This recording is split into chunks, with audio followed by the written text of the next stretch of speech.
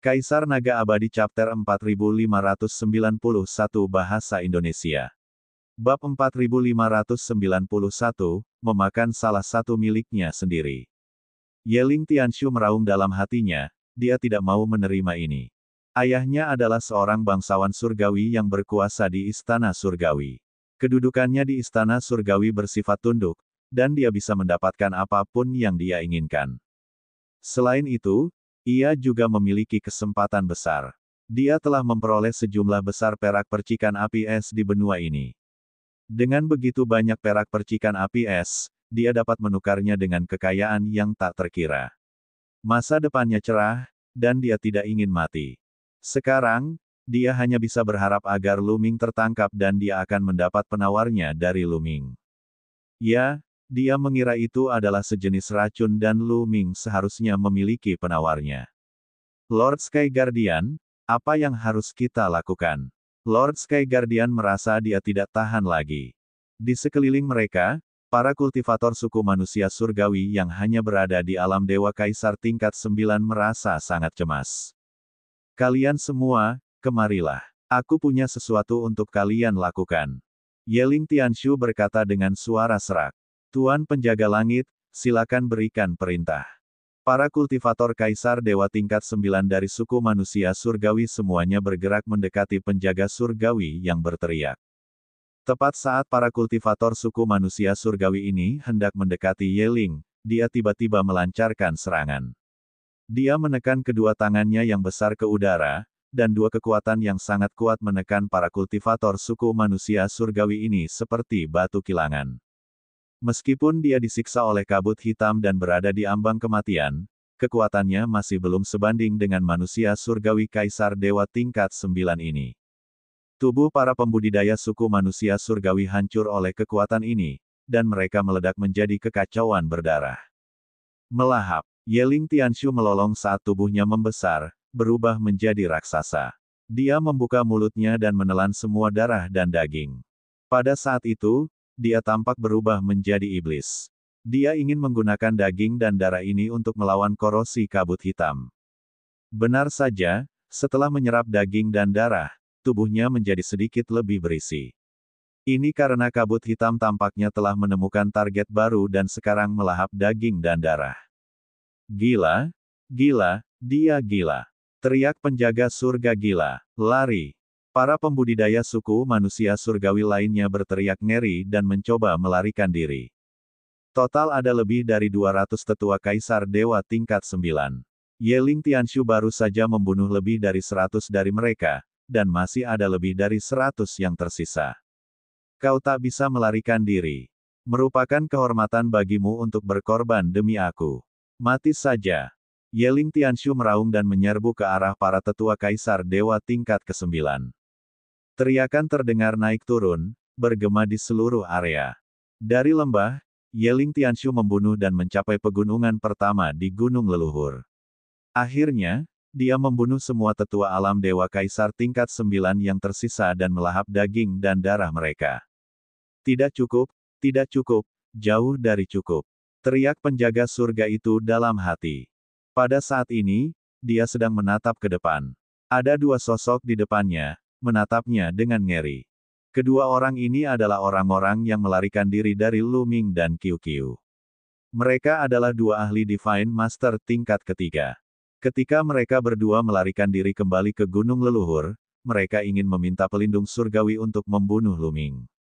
Mereka tidak pernah menyangka akan melihat pelindung surgawi membunuh para pembudidaya suku manusia surgawi lainnya seolah-olah dia sudah gila. Keduanya begitu ketakutan sehingga mereka berhenti dan tidak berani mendekat. Kalian berdua, kemarilah. Yeling Tianshu berkata dengan mata merah. Ekspresi kedua ahli master surgawi tingkat ketiga berubah. Salah satu dari mereka berkata, Tuan pelindung surga, tubuhmu berbeda. Kita harus menjaga jarak. Setelah berkata demikian, kedua ahli master surgawi tingkat ketiga itu mundur sedikit, menjaga jarak dari para pengawal surgawi yang berteriak. Mata Yeling Tianshu bersinar dengan cahaya yang menyilaukan, tetapi dia tidak menyerang dua ahli master dewa tingkat ketiga. Seorang master dewa tingkat ketiga bukanlah sesuatu yang dapat dibandingkan dengan kaisar dewa tingkat ke-9. Dengan kondisinya saat ini, dia mungkin tidak dapat mengejar pihak lain jika dia membunuh orang lain. Kenapa kau kembali? Di mana Lu Ming? Cepat bawa dia ke sini. Yeling Tianshu bertanya. Inilah yang paling dikhawatirkannya. Asal mereka bisa menangkap Lu Ming, mereka akan bisa mendapatkan penawarnya. Tuan penjaga surga, Lu Ming dan makhluk logam itu terlalu kuat dan penuh tipu daya. Kita gagal. Semua orang sudah mati, dan hanya kita berdua yang tersisa. Kata dewa tingkat ketiga, manusia surgawi. Apa? Tubuh Yeling Tianshu bergetar, seolah-olah sambaran petir telah menyambarnya. Lebih dari selusin ahli alam dewa surgawi telah tewas, dan hanya menyisakan 2 orang. Yang terpenting, tidak masalah jika orang-orang ini mati. Jika dia tidak menangkap Lu Ming, dari mana dia akan mendapatkan penawarnya? Sialan, sialan, sampah, sekumpulan sampah. Yeling Tianshu mengeluarkan raungan marah, dia hampir menjadi gila. Dia menjadi gila, meskipun dia baru saja melahap daging dan darah lebih dari 200 kultivator suku manusia surgawi Kaisar Surgawi tingkat 9, mereka hanyalah Kaisar Surgawi tingkat 9. Puluhan dari mereka bahkan tidak dapat dibandingkan dengan seorang dewa surgawi. Dia tidak bisa bertahan lama. Baru beberapa saat, auranya mulai melemah lagi. Tubuhnya yang tadinya montok mulai menyusut lagi. Dan EBSCP, pemandangan ini sungguh mengerikan, dan 2 ahli master surgawi tingkat ketiga tak dapat menahan diri untuk mundur sedikit. Di mana Lu Ming? Bawalah aku padanya, bawalah aku padanya. Yeling Heavenly Guardian mengeluarkan raungan histeris. Itu ke arah sana. 2 ahli Divine Master tingkat ketiga masih tidak berani meninggalkannya dan melarikan diri. Dia adalah sosok penting. Jika mereka berani meninggalkannya dan melarikan diri, tidak apa-apa jika dia mati. Namun jika dia masih hidup, mereka akan berakhir dalam keadaan yang menyedihkan. Ayo pergi. Yeling Tianshu meraung dan bergegas menuju ke arah itu. 2 ahli dewa penguasa tingkat ketiga mengikuti dari kejauhan. Mereka tidak terbang jauh sebelum bertabrakan dengan Lu Ming. Yeling Tianshu masih hidup. Lu Ming sedikit terkejut saat melihat Tianshu berteriak. Dia ingin kembali ke gunung leluhur untuk melihat apakah Yeling Tianshu sudah mati atau belum, tetapi dia telah bertemu dengannya bahkan sebelum dia tiba. Lu Ming, cepat serahkan penawarnya. Yeling Tianshu meraung. Penawarnya, aku sembunyikan di sini, tidak jauh dari sini. Lu Ming mulai berbohong. Tujuannya adalah mengulur waktu. Semakin lama dia menunda, semakin menguntungkan baginya. Tersembunyi, aku akan mengambilnya. Yeling Tianshu meraung. Baiklah, ikuti aku, tapi jaga jarak dariku. Kalau tidak, jangan coba-coba mengambil penawarnya. Lu Ming berkata sambil mundur. Asal dia bisa membawanya berkeliling, dia pasti sudah mati. Bocah, apa kau mencoba menjebakku? Apa kau mencoba mengulur waktu? Penawarnya pasti ada padamu. Serahkan padaku atau mati. Yeling Tianshu meraung marah. Dia lebih pintar dari kebanyakan orang, dan dia tidak akan mudah dibodohi. Sambil berteriak, dia mencoba memaksa Lu Ming pergi. Ku bilang, kalau kau ikut denganku, aku akan memberimu penawarnya. Lu Ming meningkatkan kecepatannya dan mundur dengan cepat. Tentu saja dia tidak akan memberitahu Yeling bahwa tidak ada penawarnya. Begitu dia mengatakan itu, dia akan menghancurkan semua harapan untuk Yeling. Tanpa harapan, dia takut Yeling akan mempertaruhkan nyawanya. Untuk seorang ahli seperti Yeling Tianshu yang memiliki latar belakang luar biasa, Lu Ming tidak tahu apa yang akan terjadi jika dia menjadi gila. Akan tetapi, selama masih ada harapan untuk penawarnya, dia tidak akan mempertaruhkan nyawanya. Kaisar Naga Abadi Chapter 4592 Bahasa Indonesia. Bab 4592, Bab 4592 Membunuh Penjaga Surgawi yang berteriak. Asalkan aku bisa menangkapmu, kita lihat saja apakah kau akan menyerahkannya atau tidak. Yeling Tianshu meraung. Dia tegas dan menyerang Lu Ming dengan kecepatan yang mencengangkan. Selama dia bisa menangkap Lu Ming, dia akan berada di posisi yang lebih unggul. Bahkan jika Lu Ming benar-benar menyembunyikan penawarnya di suatu tempat, dia bisa memaksa Lu Ming untuk memimpin jalan. Akan lebih baik lagi bila Lu Ming menyembunyikan penawarnya pada dirinya. Pada saat ini, nyawanya dipertaruhkan. Yeling Tianshu mengerahkan seluruh kekuatannya saat bergerak. Kekuatan dahsyat hukuman surgawi dan kehancuran surgawi mengalir deras ke arah Lu Ming seperti air pasang. Menghancurkan surga, Lu Ming mengayunkan tombak Dewa Perang, menciptakan puluhan bayangan tombak dan menusuk ke depan. Pada saat yang sama, Qiu juga berubah menjadi tombak dan menebas ke depan. Ledakan, ledakan, ledakan. Kekuatan kedua belah pihak bertabrakan dalam kehampaan, menyebabkan serangkaian ledakan. Setelah itu, Lu Ming dan Qiu terdorong mundur, tetapi hanya itu saja. Mereka tidak terluka. Yeling Tianshu, sepertinya kau tidak punya banyak kekuatan lagi.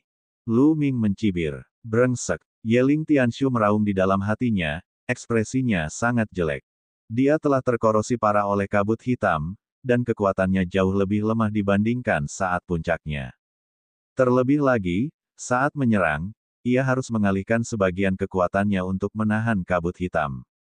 Jika tidak, korosi akan terjadi lebih cepat, dan kekuatan yang bisa ia gunakan akan semakin berkurang. Gerakan barusan hanya bisa memaksa Lu Ming dan Qiu mundur tetapi tidak melukai mereka. Aku tidak percaya, bunuh saja. Yeling Tianshu meraung dan hendak melepaskan lebih banyak kekuatan, tetapi tubuhnya langsung gemetar, dan wajahnya menjadi pucat. Semakin banyak kekuatan yang digunakannya, semakin sedikit pula kekuatan yang dimilikinya untuk melawan kabut hitam tersebut. Kabut hitam tersebut semakin terkikis, menyebabkannya menderita kerugian besar dalam sekejap. Qiu, lakukanlah. Lu Ming mengirim pesan telepati kepada Qiu. Kemudian, dia melambaikan tangannya dan tombak Ares melesat keluar seperti sambaran petir. Pada saat yang sama, Lu Ming mengeluarkan jurus primal, dan sebidang tanah menghantam penjaga surgawi yang berteriak. Tanah itu dipadatkan menjadi ukuran yang sangat kecil oleh Lu Ming, dan kekuatannya juga berada pada kondisi terkuatnya. Pada saat yang sama, tombak yang telah diubah Qiu menebas pelindung surgawi yang berteriak lagi. Keduanya menyerang dengan kekuatan penuh, melancarkan serangan terkuat. Penjaga surgawi Yeling tidak berani ceroboh, dan hanya bisa menangkisnya. Dia melolong panjang. Dengan kekuatan penghancur langit di satu tangan dan kekuatan hukuman surgawi di tangan lainnya, dia melancarkan ratusan serangan telapak tangan berturut-turut, menghalangi serangan Lu Ming dan Qiu. Namun, setiap kali dia menyerang, dia akan menghabiskan banyak tenaga. Kekuatan yang menekan kabut hitam itu secara alami akan melemah, dan kabut hitam itu akan memanfaatkan kesempatan itu untuk merusaknya. Setelah serangkaian serangan, ia menjadi semakin lemah. Tentu saja, Lu Ming tahu hal ini. Itulah sebabnya dia menyerang Qiu. Selama dia menyerang, dia akan mati lebih cepat. Lagi, Lu Ming berteriak dan melancarkan serangan lain. Yeling Tianshu sangat marah, tetapi dia tidak punya pilihan selain membela diri. Jika dia tidak menghalangi atau membiarkan kabut hitam mengikisnya, dia akan dibunuh oleh Lu Ming dan Qiu. Setelah beberapa kali serangan, dia menjadi sangat lemah. Kabut hitam terus keluar dari tubuhnya, dan dari mata, hidung, dan mulutnya, dia tampak seperti zombie. Lu Ming, berikan aku penawarnya. Berikan aku penawarnya sekarang. Ayahku adalah seorang bangsawan surgawi dari istana surgawi. Dia tidak akan membiarkanmu pergi jika aku mati. Yeling Tianshu meraung dan mulai mengancam Lu Ming. Namun, Lu Ming tidak tergerak dan terus menyerang. Lu Ming, jangan bunuh aku. Selama kau membiarkanku pergi, aku akan memberikan apapun yang kau inginkan. Harta karun, pil dewa, kecantikan, aku akan memberikan semuanya padamu. Aku bahkan bisa memberimu perak Ice Fire Spark. 100 pound, tidak, 500 pound. Aku akan memberikan semuanya padamu. Melihat ancamannya tidak berhasil, pengawal surgawi yang berteriak ingin menyuap Lu Ming lagi. Selama aku membunuhmu, semua hartamu akan menjadi milikku. Lu Ming mencibir. Binatang, semut hina, kau ingin membunuhku. Bermimpilah. Kukatakan padamu, jika aku mati, seluruh benua ini akan hancur. Anggota klan api yang tak terhitung jumlahnya akan mati dan dikubur bersamaku. Melihat Lu Ming tidak menyerah, para pengawal langit yang berteriak-teriak menjadi gila dan histeris.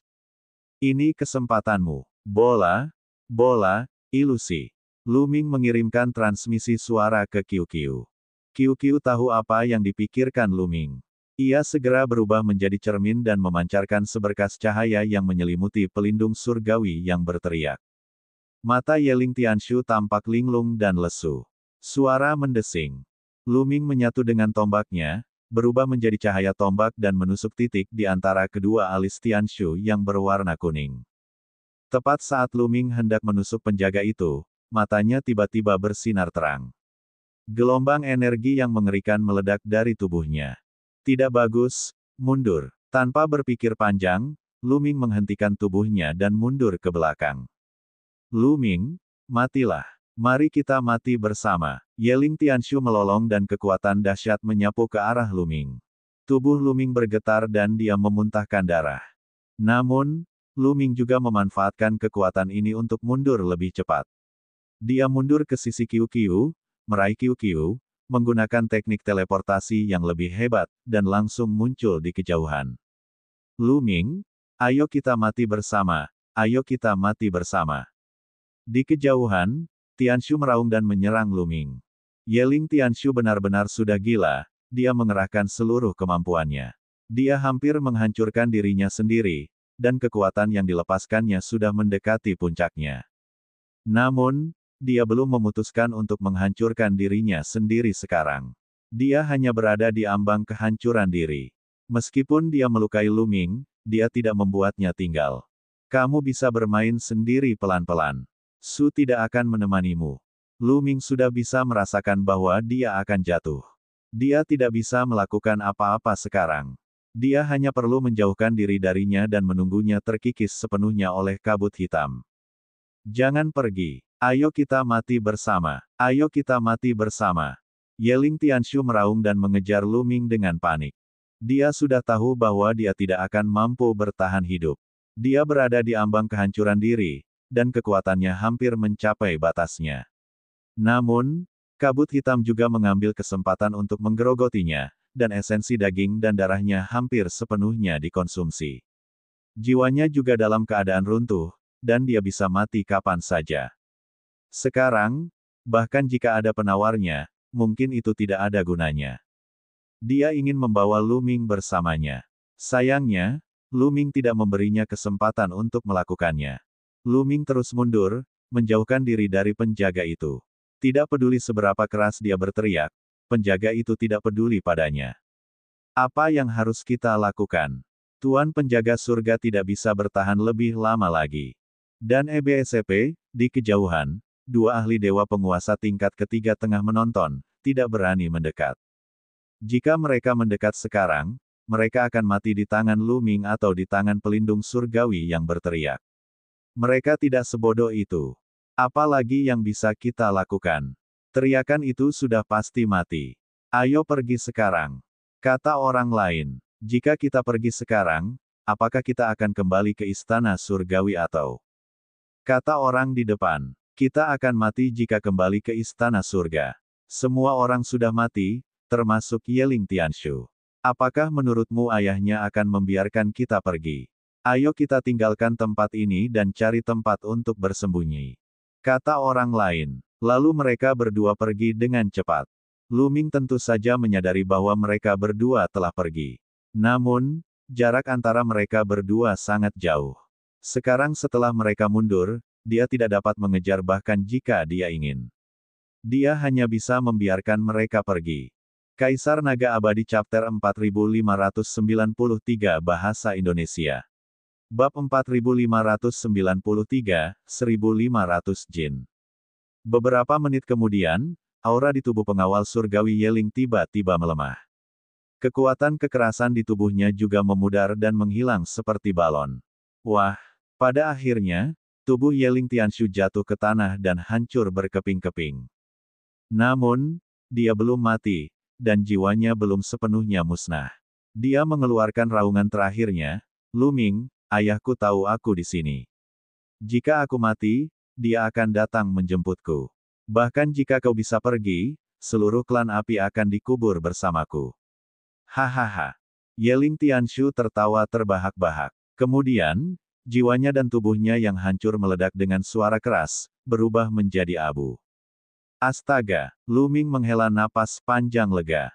Sejujurnya, penjaga surga yang suka berteriak ini benar-benar sulit dihadapi. Salah satu alasannya adalah karena ia memiliki tingkat kultivasi yang tinggi dan sangat cerdas. Beberapa rencananya tidak akan berhasil di depannya dan akan terlihat. Namun, pihak lain masih selangkah di belakang dan akhirnya dikalahkan oleh Lu Ming. Alasan utamanya adalah pihak lain tidak menyangka Lu Ming memiliki sesuatu seperti kabut hitam. Secara logika, pada levelnya, dan dengan bantuan dua kekuatan tertinggi surga, tidak ada racun di seluruh alam semesta yang mampu membuatnya takut. Oleh karena itu, dia tidak waspada terhadap langkah ini. Yang satu lagi juga sejenis kabut hitam, yang terlalu menakutkan. Ketika dia bertarung dengan Lu Ming, tinjunya diselimuti oleh kekuatan surgawi yang dahsyat. Bahkan jika Lu Ming ingin menggunakan racun yang kuat, racun itu akan diblokir atau bahkan disempurnakan oleh kekuatan tinjunya.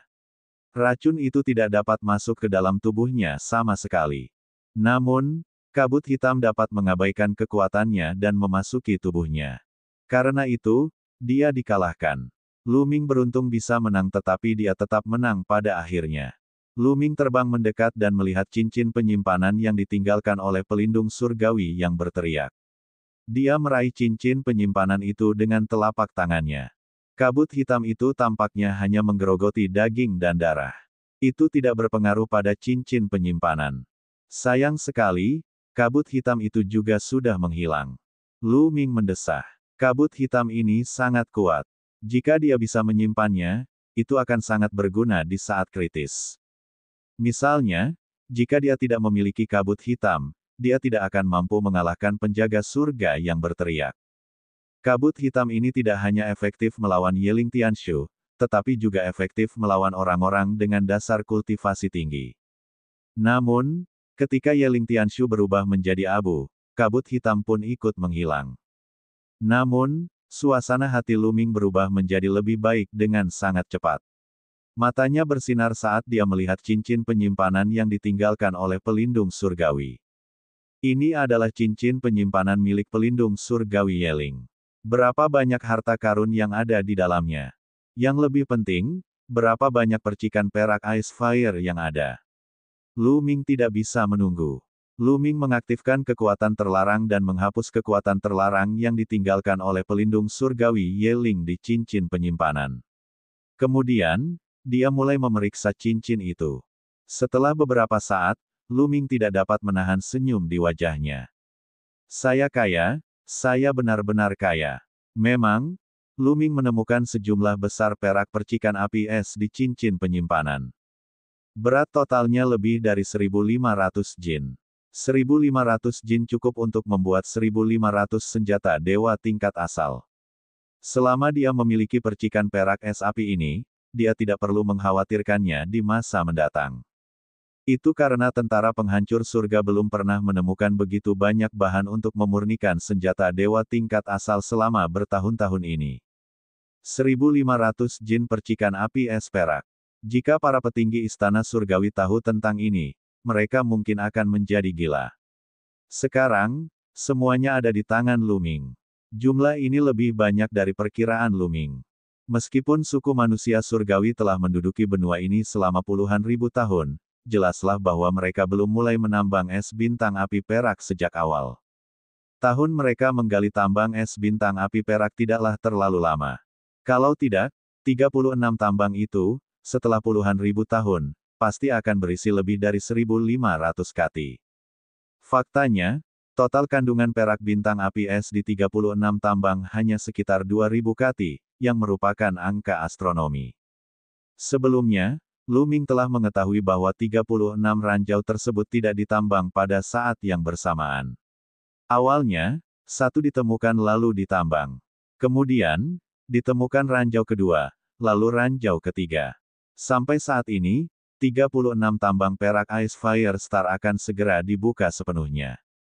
Tambang perak bintang api es adalah barang paling berharga di dalam cincin penyimpanan. Meskipun ada harta karun lainnya, Lu Ming tidak terlalu memikirkannya. Lu Ming hanya akan tergoda jika itu adalah kristal kekacauan, senjata dewa tingkat asal, atau senjata dewa tingkat asal yang rusak. Namun, tidak ada senjata tingkat asal atau senjata tingkat asal yang rusak di dalam cincin penyimpanan. Bahkan tidak ada sepotong kristal purba. Jelaslah, setelah mendapatkan kristal purba, dia pasti segera memurnikannya. Sungguh sayang, Lu Ming bergumam. Kemudian, sosoknya melintas dan dia menyimpan cincin penyimpanan milik para kultivator suku manusia surgawi lainnya. Lu Ming kemudian memasuki gunung leluhur lagi. Lu Ming berdiri di kaki pegunungan kedua. Jalur kehidupan kedua dari gunung leluhur telah diputus oleh Yeling Tianshu dan yang lainnya. Mereka juga telah membuka sebuah gua di gunung tersebut. Lu Ming tiba segera setelah mereka membuka gua tersebut. Para pembudidaya manusia surgawi belum masuk.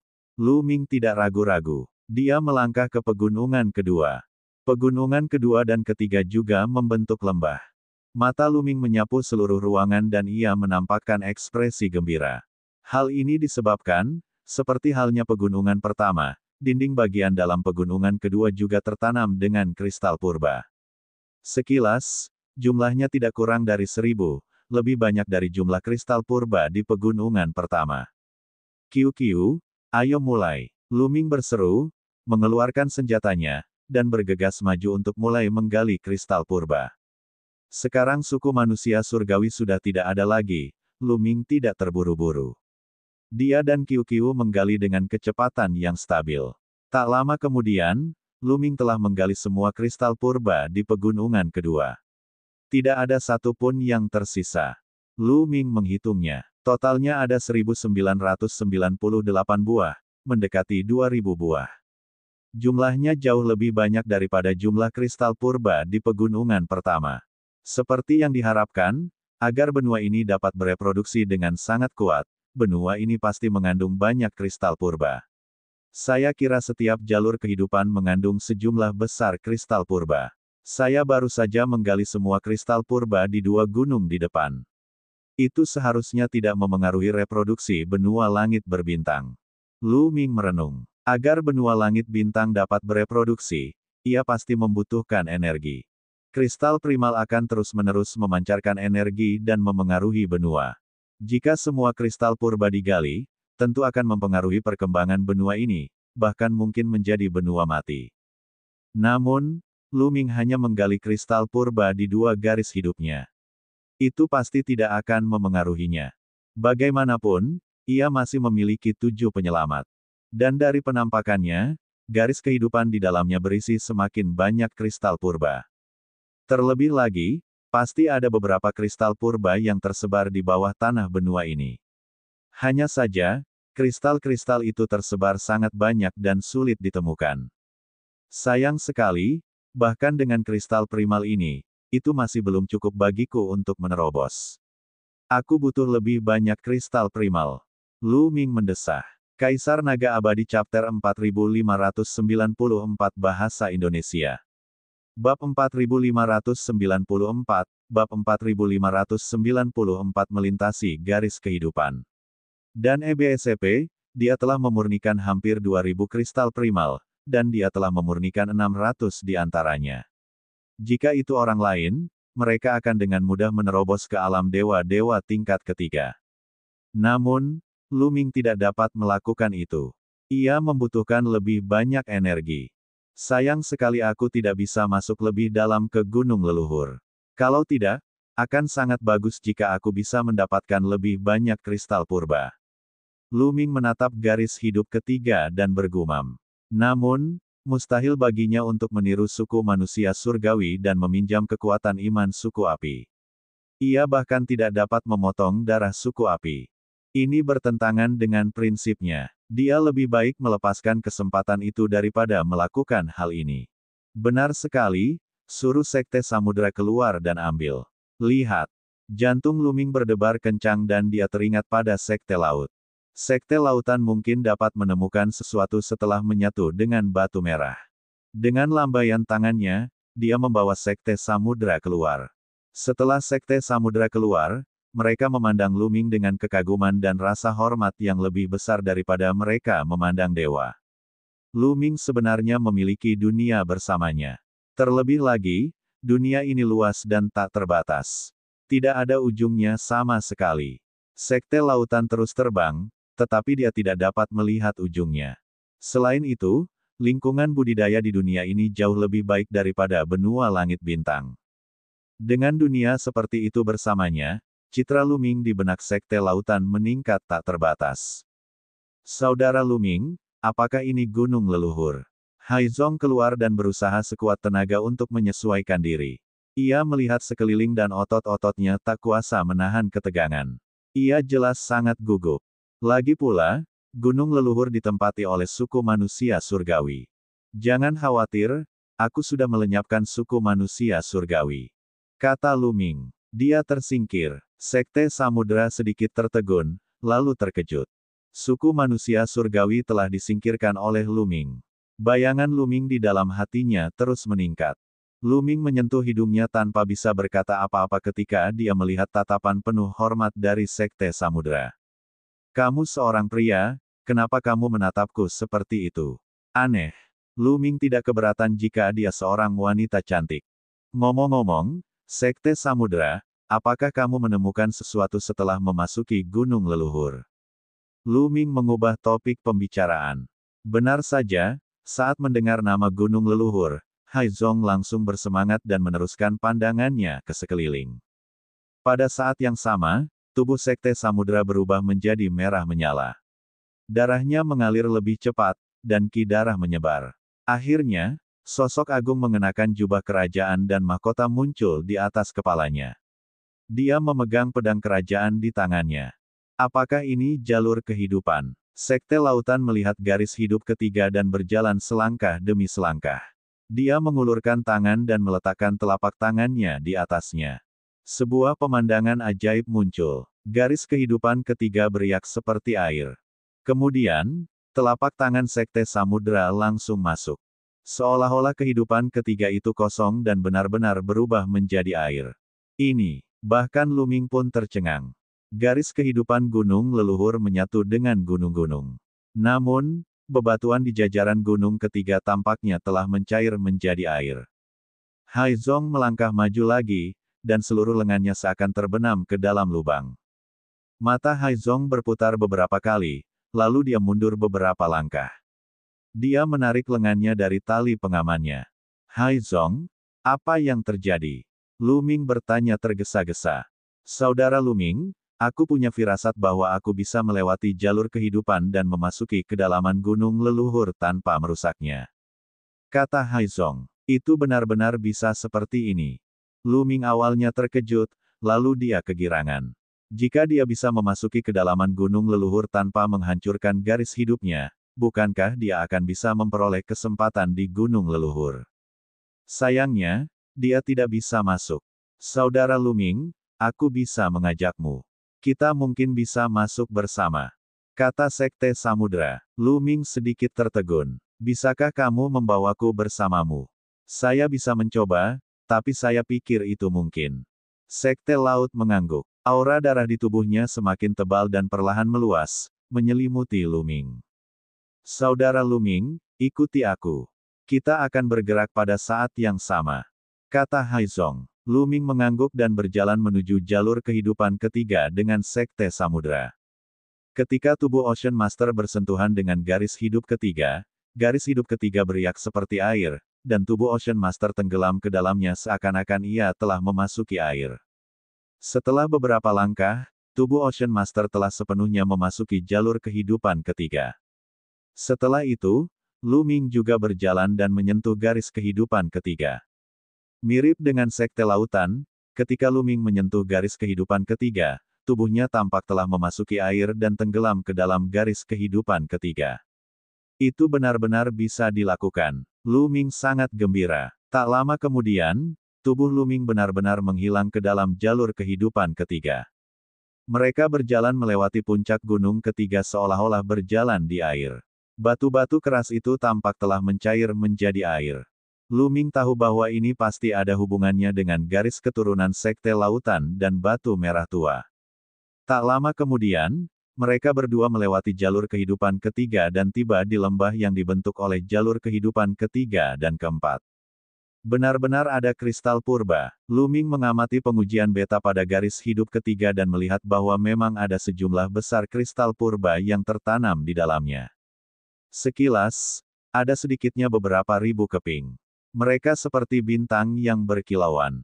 Seperti yang diharapkan, jumlah kristal purba bertambah dengan setiap strip. Seharusnya ada 4.000 kristal purba di sini, jadi pasti ada lebih banyak di dalamnya. Aku akan baik-baik saja jika aku mengambil beberapa. Lu Ming merenung, lalu mengeluarkan senjatanya dan mulai menggali. Namun, saat senjata Lu Ming menghantam dinding, dinding itu bersinar. Dengan suara berdenting, Lu Ming terpaksa mundur oleh gelombang energi dan hampir muntah darah. Tidak, itu dilindungi oleh kekuatan tali penyelamat. Aku tidak bisa menggalinya sama sekali. Lu Ming menggelengkan kepalanya. Saudara Lu Ming, apakah Anda membutuhkan kristal jenis ini? Hai Zong bertanya. Benar sekali. Kristal ini sangat penting bagiku. Lu Ming mengangguk. Kalau begitu, aku bisa mengambilkannya untukmu. Kata Hai Zong. Dia mengulurkan telapak tangannya dan dengan lembut meraih kristal itu. Itu seperti mengambil sepotong kayu yang mengapung di air, dan kristal purba itu diambil oleh Hai Zong. Lu Ming sangat iri. Itu terlalu mudah.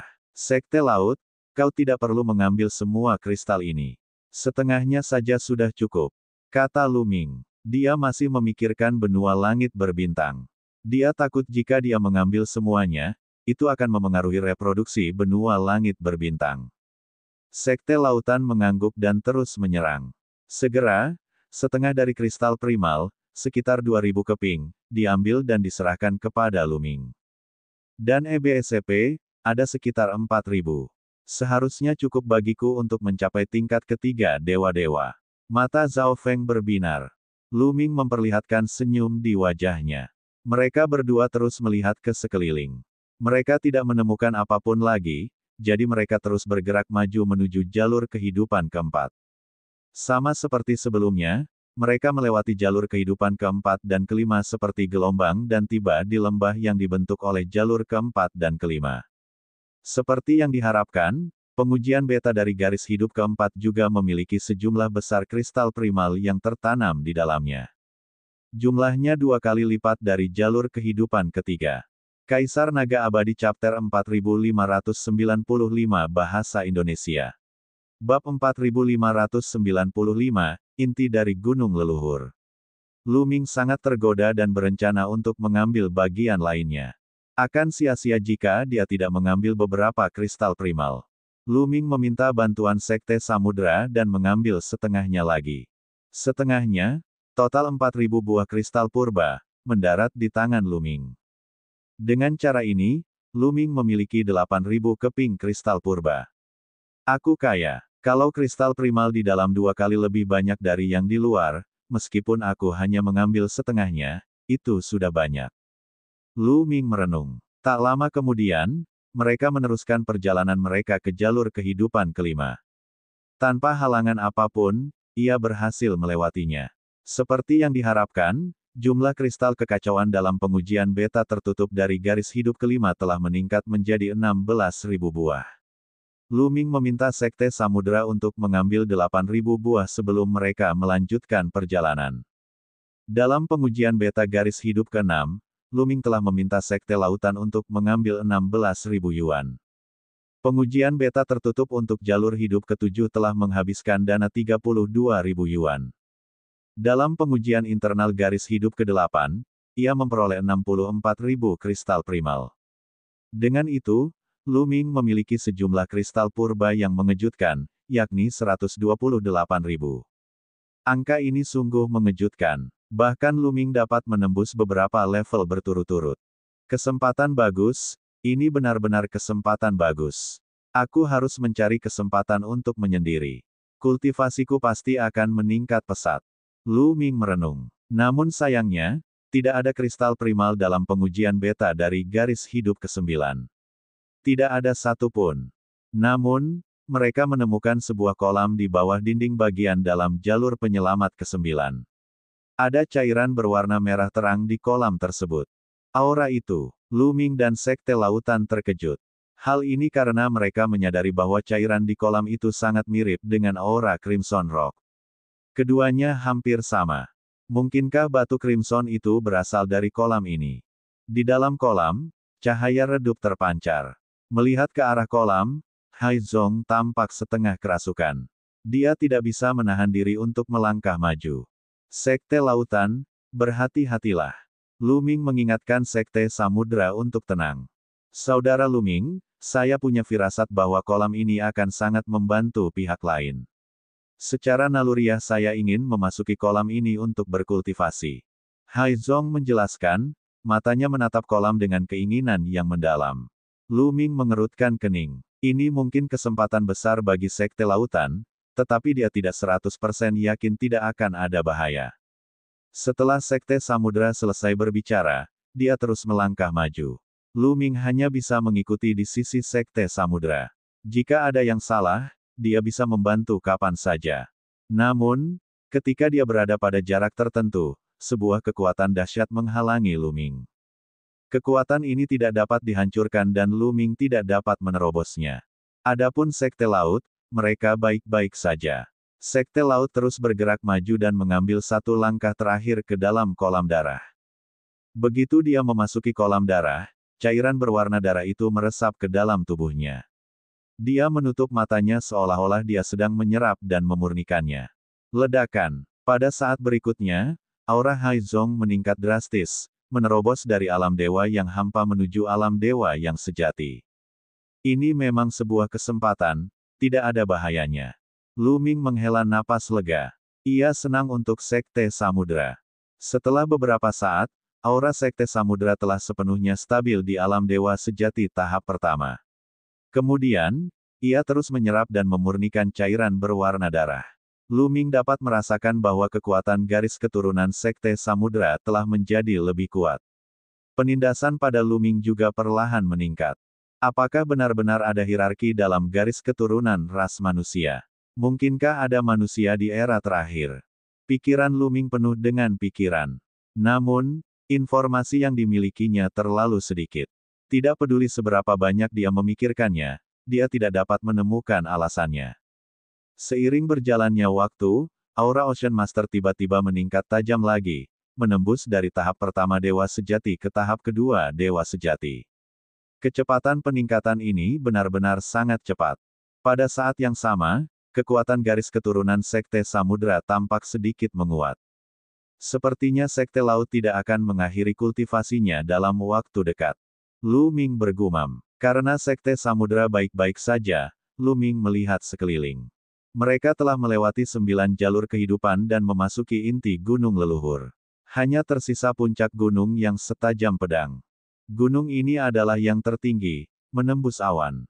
Bahkan lebih tinggi dari 9 jalur kehidupan lainnya, tetapi menempati area yang sangat kecil. Benar-benar seperti pedang tajam yang ditusukkan ke tanah. Ada jalan. Tatapan mata Luming berkedip. Ia menemukan bahwa ada sebuah pintu batu di kaki gunung. Namun, pintu batu itu tertutup. Luming tidak dapat menahan perasaan sedikit tergoda. Inti sejati gunung leluhur ada di dalam gunung ini.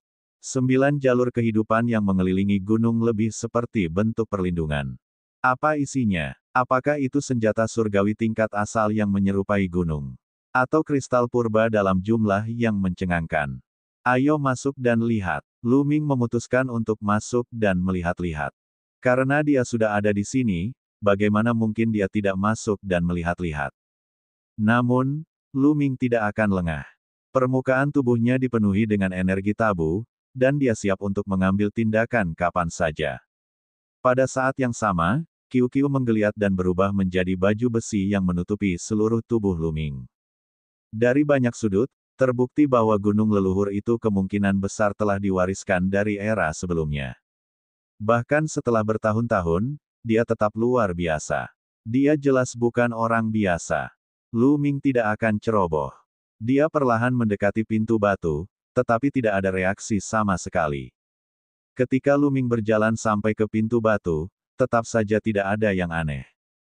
Luming memadatkan tangan besar dengan kekuatan terlarang dan menekannya pada pintu batu. Dia mendorong dengan keras dan pintu batu itu terbuka dengan suara berderak. Lu Ming agak tercengang. Semua ini jauh lebih sederhana dari apa yang dibayangkannya. Ia berpikir bahwa ia harus berusaha. Pintu batu itu terbuka, dan cahaya masuk dari dalam. Melihat ke dalam, samar-samar terlihat bahwa gunung itu kosong, membentuk ruang yang agak besar. Akhirnya, Lu Ming melangkah keluar dan berjalan melewati pintu batu. Kalimatnya masih sama, karena mereka sudah ada di sini, mereka harus mencari tahu apa yang sedang terjadi. Tidak ada kelainan atau bahaya. Lu Ming berjalan melewati pintu batu, melewati lorong pendek, dan tiba di suatu tempat di gunung. Bagian tengah gunung itu berongga, sedangkan dinding sekelilingnya sangat halus, dengan garis-garis terukir di atasnya. Tidak hanya di dinding, tetapi juga di tanah. Rune yang tak terhitung jumlahnya saling terkait satu sama lain, menutupi seluruh ruang di gunung. Di tengahnya, ada pilar batu yang menonjol. Di pilar batu itu, ada sebuah kotak. Peti itu berukuran panjang, lebar, dan tinggi sekitar 1 meter. Peti itu tampak terbuat dari perunggu dan tampak sangat kuno dan sederhana, penuh dengan aura waktu. Ada 8 altar di 8 arah di sekeliling pilar batu. Di masing-masing dari 8 altar, ada nyala api seperti nyala lilin. Nyala api itu tidak besar dan menyala perlahan. Selain itu, tidak ada apapun lagi di daerah pegunungan ini. Pola-pola ini saling terkait dan tampaknya membentuk semacam formasi agung. Namun, formasi agung ini tampaknya telah kehilangan efektivitasnya. Tidak ada reaksi saat saya menginjaknya. Lu Ming merenung. Tempat dia berdiri juga terukir dengan rune, tetapi tidak ada reaksi sama sekali. Formasi itu tidak aktif. Mungkin sudah terlalu lama berlalu, dan formasi itu telah kehilangan efektivitasnya. Akhirnya, tatapan Lu Ming tertuju pada kotak perunggu. Kaisar Naga Abadi Chapter 4596 Bahasa Indonesia. Bab 4596, Bab 4596 Raja Manusia. Peti perunggu itu tampak sederhana dan tanpa hiasan, dan dia tidak tahu apa isinya. Namun, hanya ada satu kotak di pegunungan ini, dan kotak itu diletakkan di tengah dengan sangat hikmat. Barang-barang di dalamnya pasti luar biasa. Lu Ming merenung sejenak dan akhirnya memutuskan untuk membukanya. Namun, Lu Ming tidak mendekatinya. Sebaliknya, ia memadatkan 2 tangan besar dengan energi tabu dan meraih kotak itu. Ia mencoba membukanya tetapi kotak itu tidak bergerak. Lu Ming terus mengerahkan tenaga, tetapi kotak itu tidak bergerak. Pada saat ini, kotak perunggu itu tiba-tiba memancarkan cahaya lembut. Lu Ming terkejut dan segera menarik kembali energi terlarang itu. Sederet kata muncul pada sisi kotak itu. Nak, jangan buang-buang tenagamu, kamu tidak bisa membukanya. Tidak ada suara, hanya ada kalimat ini. Kalimat itu muncul beberapa kali lalu menghilang. Namun, Lu Ming dapat melihatnya dengan jelas. Tidak ada kesalahan. Senior, bolehkah aku bertanya siapa kamu? Bisakah kamu keluar dan menemuiku? Lu Ming berteriak. Aku ada tepat di depanmu, tidakkah kau bisa melihatku? Kalimat lain muncul di kotak itu. Hah! Lu Ming sedikit tercengang. Dia menatap peti perunggu itu cukup lama dan berkata, Senior, mungkinkah kamu ada di dalam peti itu? Tidak, aku kotak ini. Kalimat lain muncul di kotak itu.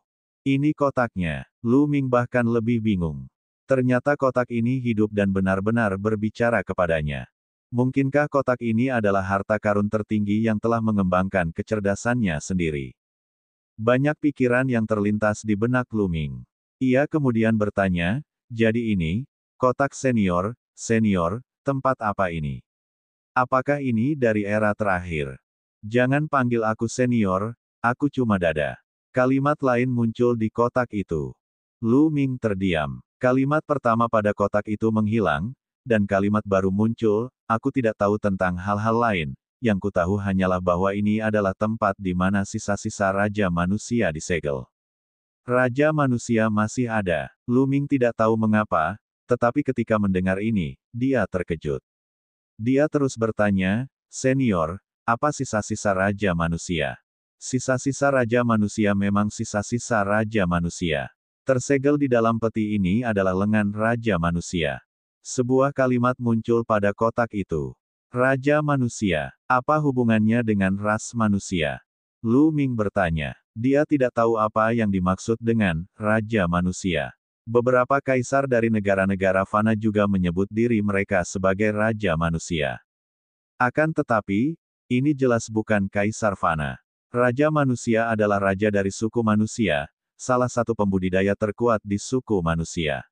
Dia memimpin suku manusia yang tak terbatas dan menekan tanah yang tak ternoda. Kalimat ini muncul lagi pada kotak itu. Seperti yang diharapkan, benua primitif tertinggal dari era sebelumnya. Jantung Lu Ming berdebar kencang. Namun, ia langsung memikirkan masalah lain.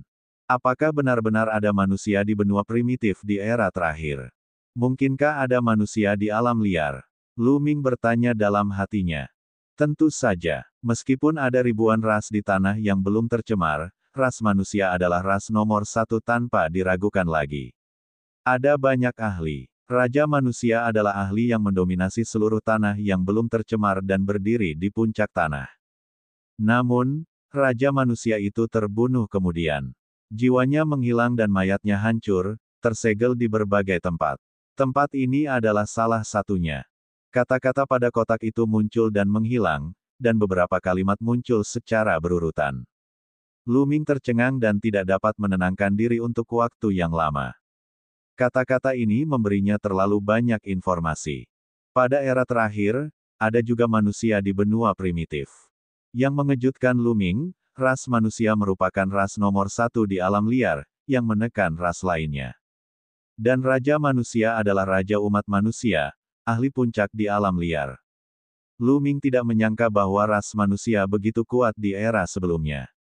Mungkinkah ras manusia di alam semesta purba saat ini adalah garis keturunan yang ditinggalkan oleh ras manusia dari era sebelumnya? Itu adalah garis keturunan ahli dari era terakhir yang telah terbentuk dari waktu ke waktu. Misalnya, klan api. Mungkinkah klan Yan lahir karena lengan Raja Manusia? Tidak ada penjelasan lain. Tentu saja, dia masih harus bertanya. Senior, mungkinkah klan api di benua ini lahir karena salah satu senjata Raja Manusia? Lu Ming bertanya, maksudmu bocah di luar itu? Benar, dia lahir dari sisa darah lengan Raja Manusia. Juga, jangan panggil aku senior. Aku hanya dada bidang. Beberapa kalimat lagi muncul di kotak itu. Kalimat terakhir membuat Lu Ming terdiam. Jadi begitulah adanya. Klan api lahir dari darah yang tertinggal di lengan Raja Manusia. Lalu, apakah klan manusia lainnya di alam semesta purba juga lahir dari darah dan daging yang ditinggalkan oleh makhluk kuat klan manusia di era terakhir? Imajinasi Lu Ming menjadi liar. Kemudian, ia memikirkan bagaimana ras manusia dilahirkan. Bagaimana dengan ras lain di alam semesta? Sebagian besar ras di alam semesta adalah keturunan para dewa asli. Lalu, bagaimana dengan dewa-dewa primitif? Dari mana asalnya? Menurut legenda alam semesta, para dewa asli lahir ketika alam semesta pertama kali diciptakan. Di masa lalu, Lu Ming juga berpikir begitu. Namun, Lu Ming punya lebih banyak ide sekarang. Hal ini dikarenakan alam semesta purba saat ini juga merupakan bagian dari tanah purba di era sebelumnya. Lalu, apakah dewa-dewa purba tersebut benar-benar lahir secara alami di awal terbentuknya alam semesta, atau apakah mereka berhubungan dengan makhluk-makhluk agung di era sebelumnya? Ia teringat lagi pada iblis tulang. Setan tulang berkata bahwa dia adalah tulang iblis pertama di awal mula terbentuknya alam semesta, dan kehidupan sebelumnya dari tulang iblis ini mungkin saja merupakan seorang ahli dari era terakhir. Lalu bagaimana dengan dewa-dewa primitif itu? Semakin Lu Ming memikirkannya, semakin terbuka pikirannya. Mungkinkah dia telah menemukan rahasia kelahiran kehidupan di alam semesta purba? Akan tetapi, ia juga ingat bahwa suku manusia surgawi tampaknya tidak berevolusi dari dewa-dewa asli, dan mereka sendiri bukanlah dewa-dewa asli. Jadi, bagaimana suku manusia surgawi muncul? Hal yang sama berlaku pada setan. Setelah waktu yang lama, hati Lu Ming berangsur-angsur menjadi tenang. Sebelumnya, baiklah, bolehkah aku bertanya, mengapa benua primitif itu dihancurkan padahal ia begitu makmur? Dan, karena Raja Manusia itu begitu berkuasa, mengapa ia dibunuh dan jasadnya disegel? Lu Ming bertanya. Dia ingin sekali melihat daratan purba di era lampau. Dia ingin tahu apa yang sebenarnya terjadi saat itu. Dari semua informasi yang diketahuinya, tanah tak ternoda di era terakhir adalah zaman keemasan untuk bercocok tanam, dan kekuatannya berkali-kali lipat lebih kuat daripada tanah tak ternoda saat ini dan suku manusia surgawi saat ini. Begitu kuatnya, bagaimana mungkin daratan utama yang kacau bisa dihancurkan? Lagi pula, Raja Manusia itu begitu kuat, siapa yang membunuhnya dan membagi tubuhnya menjadi segel? Lu Ming ingin memahami semua ini secara menyeluruh. Aku tidak tahu. Dia tidak pernah menduga kata-kata seperti itu akan muncul pada kotak itu. Kau tidak tahu. Bagaimana mungkin kau tidak tahu? Bukankah kau hanyalah sebuah kotak yang tertinggal dari masa lalu? Lu Ming sedikit gelisah dan terus bertanya. Kumohon, aku hanya sebuah dada. Kaisar Naga Abadi Chapter 4597 Bahasa Indonesia. Bab 4597, Fusion Tubuh Raja Manusia, tak terkalahkan sepanjang masa. Kumohon, aku hanya sebuah dada. Jawaban kotak itu sangat sederhana. Sarang, Lu Ming ingin mengutuk. Apa yang bisa dia katakan? Apa lagi yang bisa dia katakan? Pihak lain sebenarnya hanyalah sebuah kotak. Apakah dia bisa berdebat dengan sebuah kotak? Kalau begitu, bisakah kau mengajariku beberapa qigong dari era terakhir? Lu Ming bertanya lagi. Tidak, aku hanya dada. Dada menjawab. Lu Ming terdiam. Itu sebenarnya kotak sampah. Lalu mengapa kau membiarkanku masuk? Kau tidak tahu apa-apa. Lu Ming mengeluh. Pertama-tama, Anda harus tahu bahwa bukan saya yang mengizinkan Anda masuk, tetapi Anda sendiri yang masuk. Dada menjawab. Lu Ming terdiam. Selain itu, kamu sudah datang. Kamu akan bisa mendapatkan salah satu senjata Raja Manusia. Itu adalah kesempatan tertinggi untukmu, dan kamu masih mengeluh. Kotak itu menjawab. Mata Lu Ming langsung berbinar. Kau bilang aku bisa mendapatkan salah satu senjata Raja Manusia, tapi aku tidak bisa membuka petimu sama sekali. Lihat juga rune dan formasi di sekitarmu. Karena formasi ini bisa menyegel salah satu senjata Raja Manusia, itu jelas bukan sesuatu yang bisa kubuka, kan? Kata Lu Ming. Raja Manusia, sebagai ahli puncak yang menekan seluruh daratan utama yang liar di era terakhir, pasti memiliki kemampuan yang tak terduga. Itu jelas tidak sesederhana alam asal. Mungkin, itu adalah alam legendaris, transendensi. Di luar jagat raya, di luar reinkarnasi, mereka benar-benar abadi. Tentu saja, alam itu hanyalah legenda. Tidak ada seorang pun yang pernah mencapainya sejak lahirnya alam semesta purba. Namun, di era terakhir, daratan yang kacau itu begitu kuat dan makmur sehingga tidak mengherankan jika seseorang telah mencapainya. Namun, orang yang memasang susunan itu dapat membunuh Raja Manusia dan menyegel mayatnya. Bagaimana mungkin Lu Ming lebih rendah darinya? Jangan khawatir, waktu telah berlalu terlalu lama, dan kekuatan segel telah berkurang terlalu banyak. Selain itu, kamu hanya manusia, jadi kamu dapat menghancurkan formasi penyegel ini. Apakah kamu melihat 8 altar itu? Selama kamu meneteskan setetes darahmu pada api itu akan padam. Begitu api itu padam, formasi ini akan hancur, dan kamu akan dapat menghancurkanku dan mendapatkan lengan Raja Manusia. Kata-kata terus bermunculan pada kotak itu. Mengapa kamu tidak bisa bicara? Lu Ming bertanya. Secara umum, kecerdasan spiritual jenis ini, terlepas apakah itu senjata atau sesuatu yang lain, setidaknya dapat berbicara dengan indera spiritual. Kumohon, aku hanya sebuah dada. Dada menjawab. Apa lagi yang bisa Lu Ming katakan? Darah manusia dapat memadamkan api di 8 altar dan menghancurkan segel. Sesederhana itukah? Lu Ming bertanya. Sesederhana itu. Dada menjawab. Target awalmu bukan aku, tapi sekte samudera di luar sana, kan? Dia juga manusia, dan garis keturunannya tampak lebih murni dan bermutu tinggi. Lu Ming bertanya lagi. Tidak buruk, tetapi kemudian aku menyadari bahwa kamu sebenarnya lebih cocok daripadanya. Dada menjawab. Kalau begitu, semuanya sudah diatur olehmu, dan batu merah yang diberikan kakek Haizong kepadamu juga diberikan olehmu. Aku benar-benar penasaran, sebagai kotak yang menyegel lengan Raja Manusia, mengapa kamu membiarkannya begitu saja? Lu Ming bertanya. Jelas saja, Lu Ming tidak mempercayai kotak ini karena banyak sekali hal-hal yang mencurigakan. Dia akhirnya mengerti mengapa kakek Sekte Samudra bisa mendapatkan batu merah itu. Kemungkinan besar karena kotak ini sengaja membiarkannya keluar. Peti ini jelas digunakan untuk menyegel lengan Raja Manusia, dan sekarang akan melepaskan lengan Raja Manusia. Bukankah itu mencurigakan? Nak, apakah kau mencurigaiku? Aku katakan padamu, kesadaranku lahir setelah aku lahir, dan aku sudah ada di sini sejak aku lahir. Apa hubungannya denganku apakah lengan itu disegel atau tidak? Juga, orang yang mengatur semua ini bukanlah aku, melainkan tangan Raja Manusia. Kata kotak, sebenarnya seperti ini. Hati Lu Ming tergerak. Hal ini diatur oleh tangan Raja Manusia. Mungkinkah kesadaran Raja Manusia belum hilang dan masih hidup? Lu Ming bertanya dengan kaget. Raja Manusia itu sudah pasti mati. Jiwanya sudah lama hancur. Lengan Raja Manusia itu hanya melakukan ini karena naluri.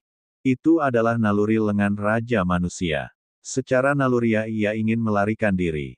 Oleh karena itu, setelah segel melemah, jejak darah dari lengan merembes keluar dan melahirkan klan api. Ketika klan api melahirkan kesayangan surga yang benar-benar kuat, lengan Raja Manusia dapat dilepaskan. Kata kotak, lalu mengapa kau memilihku? Bahkan jika Sekte Lautan datang, mereka masih bisa melepaskan lengan Raja Manusia. Kata Lu Ming, sederhana saja. Meskipun Sekte Laut mewarisi sedikit garis keturunan Raja Manusia dan memiliki potensi serta bakat besar di masa depan, dia masih kalah darimu. Garis keturunan ras manusiamu mungkin tidak kuat, tetapi kekuatanmu kuat dan kamu memiliki potensi yang tak terbatas. Itulah sebabnya kamu lebih cocok.